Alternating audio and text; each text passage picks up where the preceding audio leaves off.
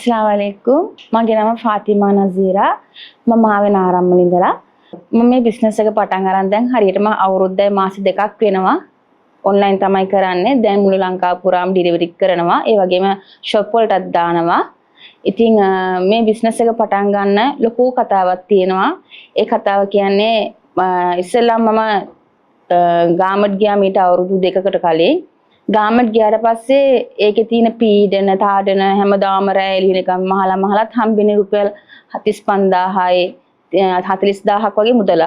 ඉතින් මට හිතුණා මේ මගේ අම්මාත් අසනීප වෙලා ඉන්න හින්දා හස්බන්ඩ් රට ගිහිල්ලා තින්න හින්දා කොහොම හරි කරලා ගාමඩ් එකෙන් අයින් වෙලා මගේම දෙයක් පටන් ගන්න ඕනේ කියලා. ඉතින් මට මහන්නත් පුළුවන් හින්දා මම ඉස්සෙල්ලාම කරන්න හිතන් හිටියේ මෙහුන් පැත්තෙන් යන්න. මහන්න පුළුවන් හින්දා මැෂිනුත් ගෙනල්ලා ගෙදර මහන්න ගත්තා. මහන්න ගත්තට පස්සේ මට වුණා මේක ඔන්ලයින් කරගෙන යන්න. පස්සේ මම FB එකට දාලා තිබ්බා මට ලෝගෝ එකක් හදා ගන්න ඕනේ. පුළුවන් කෙනෙක් ඉන්නවා නම් මට ඒකට මේ කවුරුහරි කියන්න කියලා.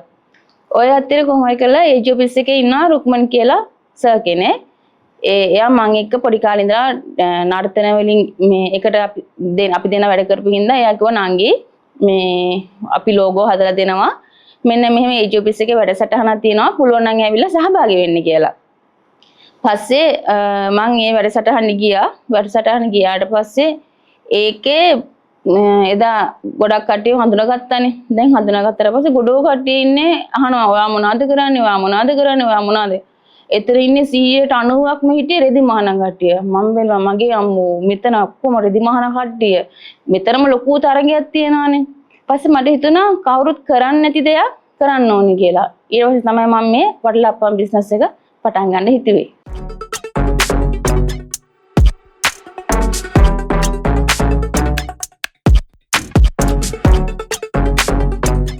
පටන් ගන්න හිතුව කියලා මට මේ ඉස්සෙල්ලා වුණාට මම හරියට වටලප්පම් හදන්න දන්නෙත් නෑ. ඔහොම හිතුවට කොහොමද කියලා මුලින් වටලප්පම් හදන්න ගන්නකොට ඒක හරි ගියේ නෑ. අර හිල් එන්නේ නෑ. ඒක රස එන්නේ නෑ.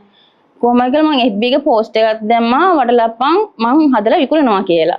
ඊට පස්සේ ඔක අපේ ගමේ ඉන්න සාලිකයිය දැකලා මට කෝල් අරන් තිබ්බලා රෑ 11 ට කෝල් අරන් තිබ්බලා මම ආන්සර් කරේ නෑ මට ඇහුන්නේ නැති හින්දා. පස්සේ හස්බන්ඩ් කෝල් අරන් කියලා තිබ්බා අයියේ නංගිට කියන්න මට හෙට උදේ වටලප්පම් 250 ග්‍රෑම් එකකින් 5ක් විතර ඕනේ කියලා. හස්බන්ඩ් මට කෝල් කරලා කිව්වා මේ ඔයයි ෆෝන් එක ආන්සර් කරන්නේ නැත්නම් මෙන්න ඕඩර් එක ගන්න කියලා. පළවෙනි කස්ටමර් තමයි අපේ ගමේ හිටිය සාලිකයියා. එයා ඇවිල්ලා තමයි ඉස්සෙල්ලාම අරගෙන ගියේ. මං ඊට පස්සේ ඇහුවා සාලිකයියේ කොහොමද වටලප්පම් එක කියලා. ඊට පස්සේ නෑ නංගි හොඳයි කිව්වා. හොඳයි කිව්වට ඒ කීප විදිය මට හරි ගියේ නෑ. මං ඇහුවා අයියේ මේ කියන්න මොකක් හරි අවුලක් තියෙනවා නම් මට හදා ගන්න පුළුවන් කියලා. නංගි තිත්තයි පැණි කර වෙලා කිව්වා. මට මොනවද කරගන්න කියලා තේරෙන්නේ නෑ. පස්සේ මං එක එක්කෙනාට වටලප්පම් දෙන්න ගත්තා කාලා බලන්න කියලා. සමහර කට්ටිය අහනවා මේ වටලප්පම්ද බං මේ පුඩින්නේ මේ මෙහිමද ඒකෝ මේ වගේ හිල් මාර විදිහට පීඩනේ කඩාම වැටුණා මං ඒ හදන්න දන්නේ නැහනේ YouTube වලින් බල හැදුවා ඒ හදනවා විතරයි ඒ විදිහට එන්නේත් නැහැ. පස්සේ අපේ පැත්තේ ඉන්න නිෂාම් මාමා කියලා. එයා මේ මගුල් ගෙවල් වලට එහෙම කෑම හදන කෙනෙක්. ඊට පස්සේ මං නිෂාම් මාමාට කිව්වා නිෂාම් මාමේ පුළුවන් නම් මට වටලප්පම් හදන විදිහ කියලා දෙන්න කියලා. එයා කිව්වා අනේ දුවේ මට නම් දැන් එන්න වෙලාවක් නැහැ. මං හෙට පොළට යන්න ඕනේ කියලා. මං ඊට පස්සේ යාගේ ගෙදර ගිහිල්ලා කකුල් දෙක අල්ලලා වැන්දා අනේ නිෂාම් මාමේ මට මේක කොහොම හරි කරලා කියලා දෙන්නෝ කියලා. කොහොම හරි කරලා එදා රෑ 11 මාට විතර නිෂාම් මාමා ගෙදර ඇවිල්ලා මට පැත්තකට වෙලා ඉන්න කිව්වා. එයා හදන විදිය සම්පූර්ණ බලාගෙන ඉන්න කියලා. එයා හදලා ගියා මෙන්න හිල් තියෙනවා, පැණි තියෙනවා, ඒක රසයි. ආයෙ පහුඳා මං හදන්න ගත්තේ ආයෙතර විදියමයි. පස්සේ මම්ම පුළුවන් විදියට අඩු වැඩි කරලා පැණි කොහොමද දෙන්න ඕනේ, හකුරු කොච්චරක් දෙන්න ඕනේ, පොල් කිරි කොහොමද දෙන්න ඕනේ මේවා මම්ම හදාගෙන වටලප්පම් හදන්න ගත්තා. බිස්නස් එක කරද්දි මම මුලින්ම ඇත්තටම මං ගාව ලොකු මුදලක් තිබ්බේ නැහැ. රුපියල් 4600කින් තමයි මම මේ බිස්නස් එක කරන්න ගත්තේ. ගෙදර කුස්සියේ ඉඳලා තමයි රයිස් කුකර් එකේ වටලප්පම් මං ඉස්සෙල්ලා තම්බන්න ගත්තේ. අද වෙද්දි ලක්ෂ 4-5ක බඩු තියෙනවා. මහා පරිමාණයම වටලප්පම් කරනවා. ඒ වගේම කඩවල වලටත් දානවා. ඔන්ලයින් මාකටිං ගොඩක් යනවා. ගොඩක් අය අතර ලංකාව පුරාම අද මගේ වටලප්පම් ඩිලිවරි වෙනවා. ඊට අමතරව මම කරනවා බිරියානි කරනවා. ඊට පස්සේ මම chili paste උඹලකට සාම්පල් කරනවා. ඒ වගේම කල් තියා ගන්න පුළුවන් ආහාර වර්ග කරනවා. ඒ කියන්නේ ලංකාව සහ පිටරටට මම ඩිලිවරි කරනවා. මැලේ අච්චාරු, බටු මෝජු, එතකොට අච්චාරු වර්ග, සාම්පල් වර්ග ගොඩක් දේවල් මම හදනවා මීට අමතරව. දැන් මේ වෙනකොට මම කටාරයකටයි ජපානයටයි චිලි පේස්ට්ුයි උඹලකට සාම්පල් යවලා තියෙනවා. පවුලේ සහයෝගය කියන්නේ මගේ හස්බන්ඩ් ඉන්නේ රට. එතන එයා ලොකු කටක් කනවා. ඒ කියන්නේ එයා ජපාන් ගිහිල්ලා ඉන්නේ. එයාගේ යාළුවෝ එයාව යවුවේ හරි විදියට නෙමෙයි. අද වෙනකොටත් එයා ඉන්නේ රිෆියුජි. ඒ කියන්නේ ලක්ෂ 27ක් වියදම් කරලා තමයි එයා ගියේ. ගොඩාක් ණය මගේ නමට තමයි එයා අරන් දීලා තිබ්බේ. මොකද එයාගේ නමට ණය ගෙදෙන්නේ නැහැ. මම රට අවුරුදු 10ක් ඉඳලානේ ආවේ. ඒ රට අවුරුදු 10ක් ඉඳලා ආපු පන්නේරේ අරන් තමයි මම මේ බිස්නස් එකත් කරන්න ගත්තේ. එතකොට මම මේ බිස්නස් එකෙන් කොහොම හරි ටික ටික එයාගේ ණය බේරන්නත් ගත්තා. ඒ වගේම තමයි මගේ ඉන්නේ අම්මා අසනීපයි. අම්මට ඇවිදින්න කරන්න බෑ. අක්කා ඉන්නවා. අක්කා හැබැයි සමහරක් වෙලාවට එල්ල මට උදව් කරනවා. වැඩිම ඕඩර් කියන්නේ නත්තල් සීසන් එකට එහෙම සමහර දවසට ලක්ෂ 2-3 පැනලා ඕඩර් හොයන අවස්ථාවක් තියෙනවා. සමහරක් දවසට ඕඩර් අඩු අවස්ථාවක් තියෙනවා.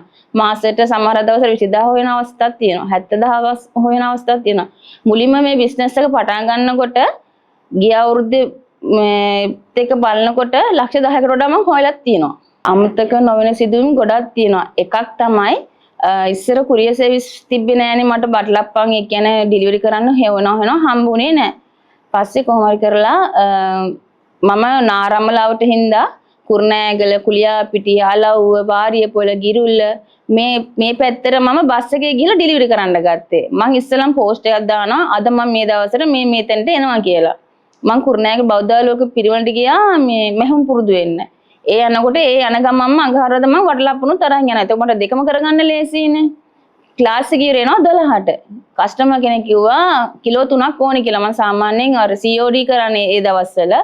මං අරන් ගිහිල්ලා දැන් කස්ටමර්ට කෝල් කරනවා අක්කේ බස් එකේ ඉන්නේ අක්කේ මෙතන ඉන්නේ අක්කේ මෙතන ඉන්නවා මේ මීටින් එකක් තියෙනවා ඔහොම ඉන්නවා මං ඉක්මනට එනවා කියලා දැන් ඉන්නවා නෑ කිලෝ 3ක් කාට දෙන්නද ඊට පස්සේ ස්ටෑන්ඩ් එකට එනවා අක්කේ කියලා 12 ඉඳලා 5 මාරණකම් අර වටලප්පම් පාර්සල් කිලෝ 3ක් උස්සගෙන මම ස්ටෑන්ඩ් එකටලා හිටියා මංට ඇඬෙනවා ඇයි කාට කියන්නද කාට විකුණන්නද විසි කරන්නද බෑනේ ඒ කියන්නේ මම එතකොට කල් තියාගන්න විදිය අර මම එහෙම බලලත් නෑනේ අද හදනවා අද ඒක දෙනවා පස්සේ කොහමද කියලා කස්ටමර් ආවේ 5 අමාට බයින්නත් බෑ ඒ වුණාට ඉතින් මම එයාට තේරුම් කරලා දුන්නා මාත් කාන්තාවක් ඔයත් කාන්තාවක්නේ එතකොට අර මම ඉන්න පීඩනේ එතන තනිකරම ඒ දවස්වල මාර විදිහට කටක් කෑවා ඊට පස්සේ ආයි කලින් බටලපන් හරියට හදන්න දන්නේ නැති කාලේ කර වෙලා පැණි තිත්ත ගතියට ඇවිල්ලා තිබ්බා කස්ටමර්ලා කියන්න ගත්තා අක්කේ මේ සෙරේනා වටලප්පම තිත්තම තිත්තයි කියලා. මං එයාලට ආපහු යවනවා.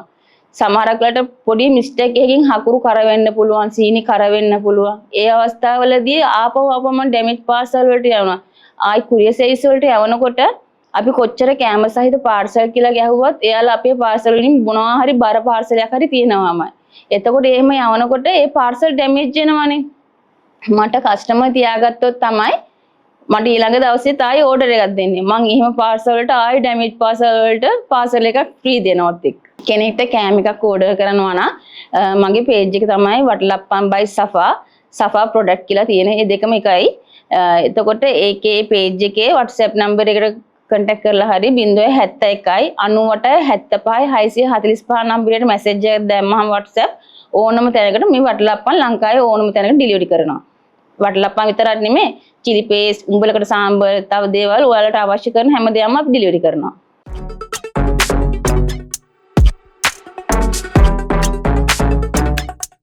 මම දැනට ඉන්නේ රෙන්ට් එකටනේ. එතකොට මං හරි ආසෙන් මගෙම කියලා ගෙයක් හදාගන්න. ඊඩමක් අරගෙන ගෙයක් හදලා ඒ ගෙදරම තැනක ලස්සන ෂොප් එකක් දාගෙන වැඩට කීප දෙනෙක් අරගෙන ඒක කරන්න මම මාර ආසාවක් තියෙනවා. ව්‍යවසායිකාවක් වශයෙන් දෙන්න තියෙන පරිදි මොකද බිස්නස් එකක් පටන් ගන්න ලේසි. හැබැයි ඒක ඇදගෙන යන්න ගොඩක් අමාරුයි. සමහරක් වෙලාවට බිස්නස් එක වැටෙන වෙලාවට කට්ටිය බිස්නස් එක අතහැරලා දානවා. එහෙම අතහැරලා දැම්මොත් කවදාවත් ඒ බිස්නස් එක රන් වෙන්නේ නැහැ. අපි විවිධ දේවල් කොපි කරන එක නෙමෙයි අපි කරන්න ඕනේ. විවිධ දේවල් හොයා ගන්න ඕනේ. දැන් සාමාන්‍යයෙන් මම වටලප්පන්නේ අපේ තිබ්බේ. එතකොට මම වටලප්පන් එකට චොක්ලට් දාලා හදන්න ගත්තා. දැන් ඒකට ලංකාවේ ෆස්ට් ටයිම් එකට චොක්ලට් වටලප්පන් හැදියේ මම. ඊට පස්සේ ඊට අමතරව ආයෙ තව දෙයක් හදන්න ඕනි කියලා බලද්දි වටලප්පම මම ෆුඩ් දාලා හදන්න ගත්තා. ඒක ෆුඩ් වටලප්පම් එක හැදුවෙත් මම. ඔහොම විවිධ දේවල් කරලා තමයි මම මාකට් එක අල්ලගත්තේ. එතකොට අපි වැටෙන වෙලාවට අපි අතහැරගත්තොත් අපේ ආත්ම ශක්තිය අපිට කවදාවත් නැගිටීමක් නැහැ. හීන දකින්න ඕනේ. ඒ හීන දකින්නවා වගේම ඒ හීන හැබෑ කරගන්න ලොකු කට්ටක් කන්නත් ඕනේ. එතකොට මම බිරියානිත් එහෙමයි. බිරියානිත් මම කරන්නේ පෝස්ට් එකක් දාන FB එකේ. පේජ් එකේ දාපුවන් පස්සේ රූට් එකෙන් රූට් එකට මම අරන් යනවා. ඒ වෙලාවට ඒ කට්ටිය කස්ටමර්ස්ලා මගේ WhatsApp මේ මැසේජ් එකක් දාපුවන් පස්සේ මම ඒ රූට් එකෙන් රූට් එකට අනිවාර්යෙන් බිරියානිත් අරගෙන යනවා. සමහර දවස්වල අපි ගිය සැරේ ගියා ගම්පහ ගියා, මිනුවන්ගොඩ ගියා, දිවුලපිටිය ගියා, ගිරුල්ල මේ එක රූට් එකක් එහෙම යනවා. නාරම්මලාවට තමයි ගොඩක්ම ඩිලිවරි වෙන්නේ මේ දවස්වල බිරියානි. මට මේ තැනට එන්න ගොඩක් කට්ටිය උදව් කරා. ඒ අතරින් මම එක ඩිලිවරි යන්න එතකොට මම කඩවල වලට ෂොප් වලට දාන්න සහ මම බිරියානි අරගෙන ඩිලිවරි යන්න මට උදව් කරනවා ගයන්න අයියා. ඒ වගේම භාජන මට ඉස්සර වටලප්පන් තම්බන භාජනයක් තිබ්බේ නෑ. මම රයිස් කුකර් එකේ තම්බ හිටියේ. ඊට පස්සේ අපේ බාප්පා තමයි මට රයිස් කුකර් එකට අමතරව ලොකු භාජනයක් එහෙම හදලා දීලා ඒ වටලප්පන් තම්බන්න ඒ උපකරණ හදලා දුන්නේ බාප්පා. ඒ වගේම බිරියානි හදන්න මට සාචි මේ උදව් කරා. ඒ වගේම නැන්දා හිටන් කට්ටිය මට ගොඩක් පවුලේ කට්ටිය අපේ උදව් කරලා තිනවා මේ බිස්නස් එක මට ගොඩ දාගන්න.